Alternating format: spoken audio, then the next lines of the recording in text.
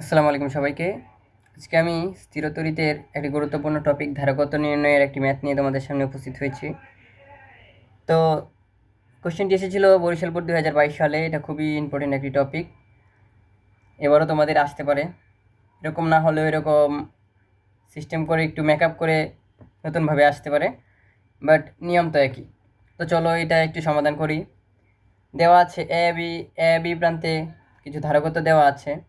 যেমন আমরা দেখতে পাচ্ছি বৃত্তের মধ্যে 0.01 এবং 0.02 পরস্পর প্যারালাল আছে।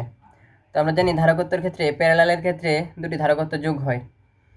তো আমরা যদি আরপি বের করি 0.01 প্লাস 0.02 আসবে হচ্ছে 0.03। এটার ধারকত্ব আরপি প্যারালালের ধারকত্ব আসে 0.03। এখন 0.03 আর হচ্ছে এই 0.03 পরস্পর সিরিজে আছে, অর্থাৎ শ্রেণীতে আছে। তো শ্রেণীতে বের করার জন্য আমরা জানি 1/c is equal 1/c1 plus 1/c2। এটাকে যদি আমরা উল্টে দিই তাহলে হচ্ছে সি ধারকত্বটা থাকবে আর এখানে একটি ইনভার্স চলে আসবে। তো এটা আমি সরাসরিভাবে করে দিলাম। তো 0.03 প্লাস 0.03 এটার হোল ইনভার্স করলে 0.015 আসে। তো সঠিক উত্তর হবে ক নাম্বার।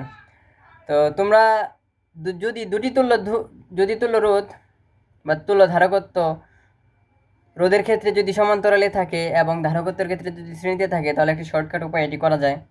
যেমন হচ্ছে দেখো 0.03 এবং 0.03 তুল্য ধারকত্বের ক্ষেত্রে যেহেতু শ্রেণীতে রয়েছে, তো আমরা ক্যালকুলেটরের সাহায্যে এত ইনভার্স না করে 0.03 ইন্টু 0.03 ডিভাইডেড বাই 0.03 প্লাস 0.03 এটা যদি তোমরা ক্যালকুলেটরে বসাও তাহলে এই সেমই মান আসবে।